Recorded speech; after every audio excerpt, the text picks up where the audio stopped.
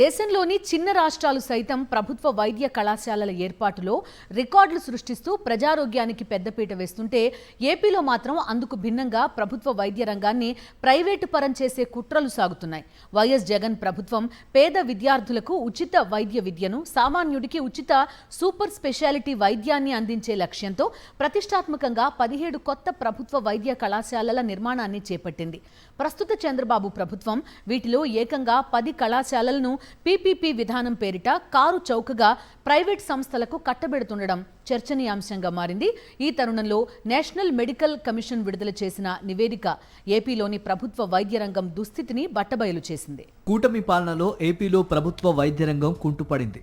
National medical commission 2026-27 విద్యా సంవత్సర seat matrix ప్రకారం జనాభా పరంగా ఏపీ కంటే ఎంతో చిన్నదైన తెలంగాణలో ప్రతి 10 లక్షల జనాభాకు 116 ప్రభుత్వ ఎంబీబీఎస్ సీట్లు, హిమాచల్ ప్రదేశ్లో 96 సీట్లు ఉంటే ఏపీలో ఆ సంఖ్య కేవలం 66 సీట్లకే పరిమితమై హిమాచల్ కంటే హీనమైన స్థితికి చేరుకుంది.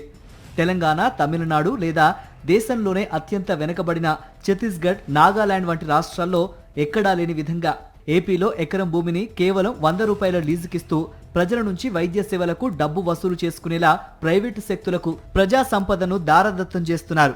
చంద్రబాబు సర్కార్ తీసుకున్న ఈ వివాదాస్పద నిర్ణయాలతో రాష్ట్ర విద్యార్థులు ప్రభుత్వ ఎంబీబీఎస్ సీట్లను కోల్పోతూ ఉండగా ప్రతిభావంతులైన నిరుపేద మధ్యతరగతి విద్యార్థుల డాక్టర్ కలలు కళ్లలవుతున్నాయి. మరోవైపు సామాన్యుడికి ఉచిత వైద్యం అందని ద్రాక్షగా మారుతోంది. ఎన్ఎంసీ విడుదల చేసిన సీట్ మ్యాట్రిక్స్ ప్రకారం రాష్ట్రాల వారీగా ప్రతి 10 లక్షల జనాభాకు అందుబాటులో ఉన్న ప్రభుత్వ ఎంబీబీఎస్ సీట్ల వివరాలను పరిశీలిస్తే ఏపీ ఇతర రాష్ట్రాల కంటే చాలా వెనుకబడి ఉంది. తెలంగాణలో 36 ప్రభుత్వ వైద్య కళాశాలలు ఉండగా వీటిలో 4,400 సీట్లు ఉన్నాయి. అంటే ప్రతి 10 లక్షల జనాభాకు 116 సీట్లు అందుబాటులో ఉన్నాయి. జమ్మూ కాశ్మీర్లో 10 ప్రభుత్వ వైద్య కళాశాలల్లో 1525 సీట్లు ఉన్నాయి. అక్కడ ప్రతి 10 లక్షల జనాభాకు 112 సీట్లు అందుబాటులో ఉన్నాయి. హిమాచల్ ప్రదేశ్లోని 6 ప్రభుత్వ వైద్య కళాశాలలు ఉండగా ప్రతి 10 లక్షల జనాభాకు 96 సీట్లు అందుబాటులో ఉన్నాయి. ఏపీలో 5.3 కోట్ల జనాభాకు 19 ప్రభుత్వ వైద్య కళాశాలలు మాత్రమే ఉన్నాయి. ఇందులో 3,515 సీట్లున్నాయి. అంటే ప్రతి 10 లక్షల జనాభాకు కేవలం 66 సీట్లు మాత్రమే ప్రభుత్వం ద్వారా అందుబాటులో ఉన్నాయి. వైఎస్ఆర్సీపీ ప్రభుత్వ హయాంలో 17 కొత్త ప్రభుత్వ వైద్య కళాశాలలు నిర్మించాలని ప్రతిపాదించి పనులు కూడా ప్రారంభించారు. ఆ పనులు వివిధ దశల్లో ఉండగా చంద్రబాబు గద్దెనెక్కారు. ఆ వెంటనే ప్రభుత్వ వైద్య కళాశాలల నిర్మాణాన్ని ప్రైవేటుకు అప్పగించారు. ప్రస్తుత చంద్రబాబు ప్రభుత్వం 10 కళాశాలలను పీపీపీ విధానంలోకి మారుస్తూ నిర్ణయం తీసుకుంది. దీంతో గత 2 ఏళ్లలో రాష్ట్ర విద్యార్థులు పెద్ద సంఖ్యలో ప్రభుత్వ ఎంబీబీఎస్ సీట్లను కోల్పోయారు.